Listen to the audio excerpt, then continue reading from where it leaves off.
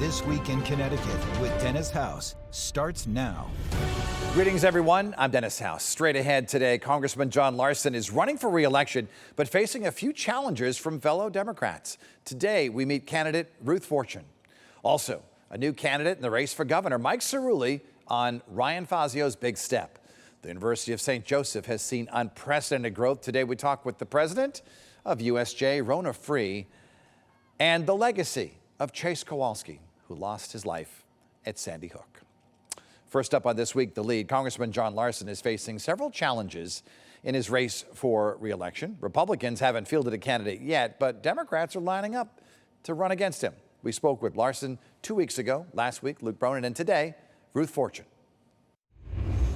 And joining us now is the newest candidate in CT1. She is Ruth Fortune, an attorney in Hartford. And thank you so much for being with us, Attorney Fortune. Thank you for having me here. So obviously the congressman is a little bit more well-known than us, and the mayor has been in office for a while until he left. But tell us a little bit about yourself, your background.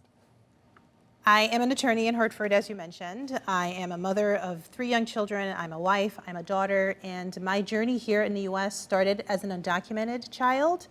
So the first decade of my life here, I was fearful of deportation, and I live with that constant fear. And it also has informed why I want to be in public service and why I am running for office. My family came here in search of economic opportunity and the safety that our democracy offers, and to now see that our democracy is under attack and the paths that I've used to achieve a middle-class life for myself are all going away.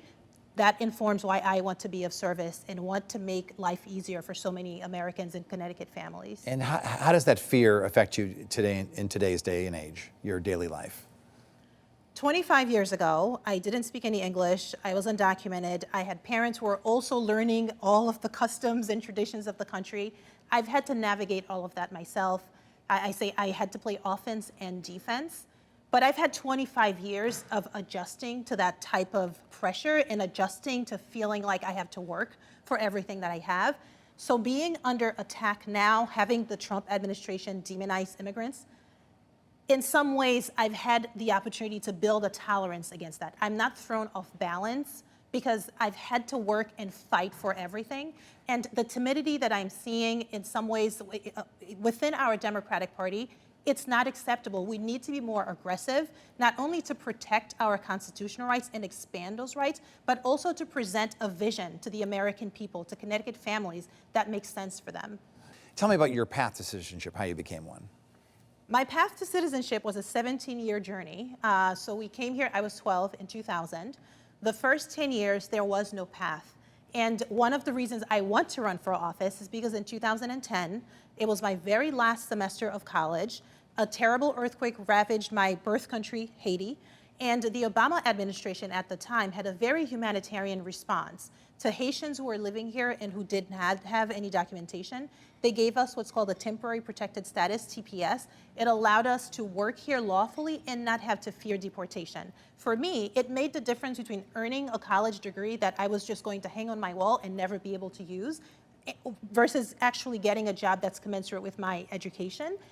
And for family and friends in Haiti, it allowed me to earn more, and so for my mother and many other people here, and send more money back home to family and friends in Haiti. So it made a huge difference, and it did not cost any money, right? To help hundreds of thousands of people, it was simply an administrative decision in how we enforce our laws. And what other things would you like to accomplish if you're elected to Congress? If elected to Congress, I want to be able to expand the paths that I have used to achieve a middle-class life. Many of these paths are being, the trees, right? The trees that have shaded me as I worked hard to achieve a future for myself, they're being cut down by this administration. Whether it's cost of education being made harder, the demonization of immigrants that is affecting our economy and making people fearful of showing up for work, vital jobs that we need in our society, those are all things that are not only detrimental to immigrants, but detrimental to our country as a whole. And it's our government turning against us versus our government working for us. Government should be a force for good, not a force to oppress the very people who voted that government into power. And is Congressman John Larson not effective in your judgment? I'm running for office because I believe in what I can deliver for Connecticut families and for the American people. As a mother of young children in a Congress that has less than 7% of their members are mothers of young children, as an immigrant, someone who was formerly undocumented in a country of immigrants where immigrants are being demonized and vilified, I believe that I have dreamed the American dream. To some extent, I've achieved that for myself. And as an immigrant, I can use my story to inspire other people, because progress has always been achieved on the backs of the people who've had the least, right? The civil rights movement, the suffrage movement. It's been regular Americans, regular people like myself who have stepped up and fought for their country and earned us those rights and liberties that we have today. But when you run against a sitting person in office, you're asking the voters essentially to fire that person. So in your opinion, why should John Larson be fired as a congressman and replaced by you? That's a fair question. The reality is our democracy works best when we have competitive primaries and when all of our elected representatives are forced to face the people they represent and forced to restate their vision and connect with people. Here in Connecticut, we haven't had a primary this entire century. It is a congressman's right to run for office and to run as many times as he wants, but it is also the people's rights to have other voices. Other voices in this process will bring more people into this party and will engage more people into the democratic process at a time when a lot of people are feeling this sense of despair, this sense of fear, this frustration. The timidity of this Democratic Party cannot be overcome without more voices showing up. And it's not simply a new generation of leaders. We need a new breed of leaders. Leaders who have been held back by the systems that we have, these broken systems.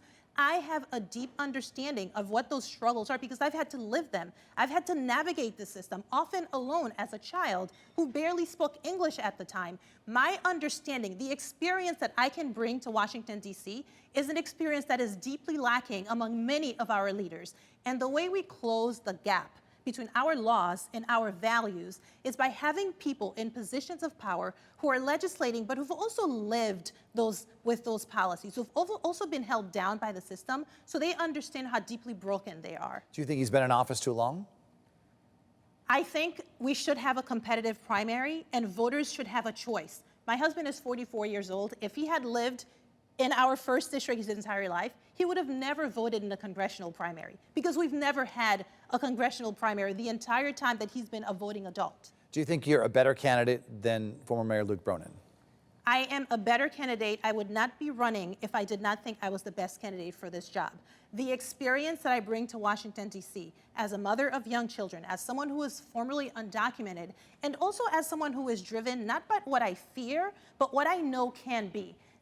I came here as a poor, undocumented child. I've achieved a middle-class life for my family. That is the American dream. When the American dream right now is under attack and under assault, and also acknowledging that that dream has never been attainable for all of the people in this country in any generation, I want to fight to make that dream live on and to make it more accessible to everyone. Is there any common ground with President Trump that if you're elected that you could perhaps work together on? That remains to be seen. At the moment, the way that he is preying on people's fears, exploiting the failures of our systems and demonizing immigrants and bullying people, not just domestically, but internationally, he is not someone who is looking to partner with anyone. He's someone who doesn't have any values. He just has interests. Everything to him is transactional. He's not someone who can be trusted to partner with. If there's opportunity presents itself, I welcome it, but that remains to be seen. So, obviously, you're from Hartford. You've represented Hartford in the Board of Education, but there are other cities and towns across this big district. What's your strategy to win?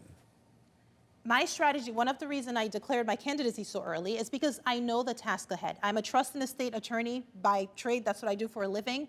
I help people plan strategically for the long term, for their life savings, for everything they value. I understand that this is a really steep mountain to climb, and I need the time to be able to go into the communities, which I've started doing, to speak with other people who care about our country, who are feeling powerless, who are feeling the fear that I've experienced.